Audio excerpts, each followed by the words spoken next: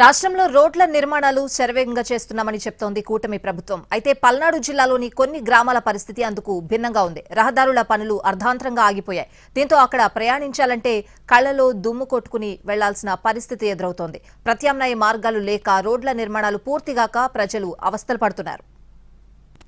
ఉమ్మడి గుంటూరు జిల్లాలో రహదారుల పరిస్థితి అధ్వానంగా తయారయ్యింది. రాజధాని ప్రాంతంలో అయితే ఈ పరిస్థితి మరింత దారుణం. ఎన్నో ఏళ్లుగా నిరీక్షిస్తున్న ప్రధాన రహదారులకి గత ప్రభుత్వంలో శంకుస్థాపన చేసి సగం రోడ్ల నిర్మాణం చేశారు. బెల్లంకొండ నుంచి క్రోసూరు మీదుగా అమరావతి వెళ్లే ప్రధాన రహదారి 3 మండల కేంద్రాలను కలుపుతూ సుమారు 47 కిలోమీటర్ల దూరం నిర్మించాలి.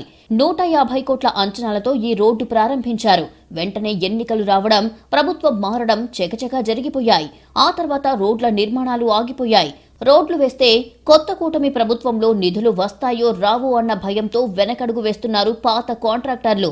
పల్నాడు జిల్లాలోని బెల్లంకొండ నుంచి క్రోసూరు మీదుగా అమరావతి వరకు వెళ్లే ప్రధాన రహదారి మీద నిత్యం వేలాది వాహనాలు ప్రయాణం చేస్తుంటాయి. అచ్చంపేట, క్రోసూరు, బెల్లంకొండ మండలాల్లో 15 గ్రామాలకు పైగా ప్రజలు రోడ్డు నిర్మాణ పనులను మధ్యలోనే నిలిపివేయడంతో తీవ్ర ఇబ్బందులు పడుతున్నారు. ఈ 3 మండలాల ప్రజలకు ప్రస్తుతం ఉన్న రోడ్లు నరకాన్ని చూపిస్తున్నాయి.